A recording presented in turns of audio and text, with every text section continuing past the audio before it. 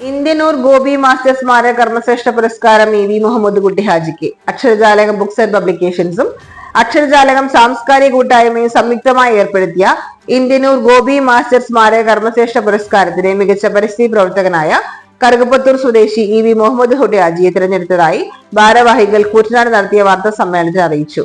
തിരുമറ്റിക്കോട് പഞ്ചായത്തിലെ കറുകപ്പത്തൂർ ഇഞ്ചീരി വളപ്പിൽ കുടുംബാംഗമായ മുഹമ്മദ് കുട്ടി ഹാജി 86-ാം വയസ്സിലും പൊതുരംഗത്ത് കർമ്മനിരതനാണ്.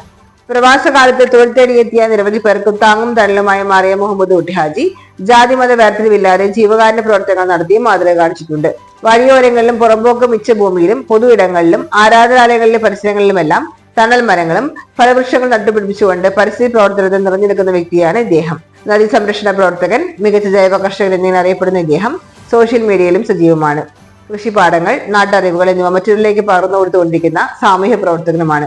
10,000 രൂപയുടെ പുസ്തകങ്ങളും പ്രശസ്തി പത്രവും ഫലകവും പൊന്നാടയും അടങ്ങുന്നതാണ് പുരസ്കാരമെന്ന് ഭാരവാഹികളായ ഹുസൈൻ തട്ടത്താഴത്ത്, സതീഷ് കാക്കരാത്ത്, ഉണ്ണി പൂക്കരാത്ത്, പ്രിയങ്ക പവിത്രൻ, എം രാമചന്ദ്രൻ എന്നിവർ അറിയിച്ചു.